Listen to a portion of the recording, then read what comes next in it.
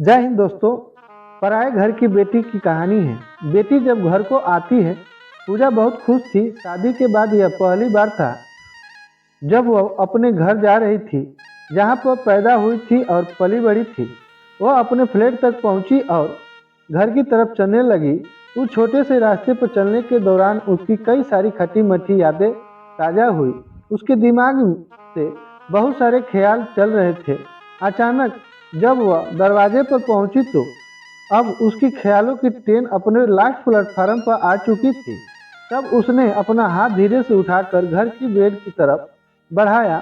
एक बार बेल बजाई और कुछ देर ऐसे ही शांत खड़ी रही। उसका पति रोहित, जो उसके ठीक बगल में खड़ा था, ने देखा। उसने पूजा का हाथ अपने हाथ में पकड़ा। पूजा ने चौंकते हुए रोहित को देखा। उसने अपने उसके हाथ दरवाजे की तरफ बढ़ाया और दरवाजे की बेल बजाने लगा।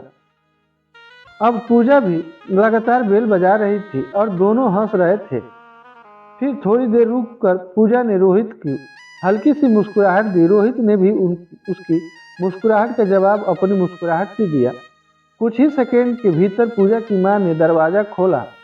उसने पूजा को गले से लगा लिया और उन दोनों का स्वागत किया। बाद में जब हर कोई हाल में बैठा था, पूजा की मां ने उन्हें बताया कि पूजा, मैं और तुम्हारे पापा सभी ये समझ गए थे कि तुम ही दरवाजे पर हो जब तुमने एक ही बार बेल बजाई थी, लेकिन हम आपकी ही वो आदत को सुनना चाहते थे। बेटा, आप समझ ही सकते हो ना, हमने आपके दरवाजे पर बेल को बार बार बजाने जाने को बिल्कुल बुरी तरह से याद किया होगा।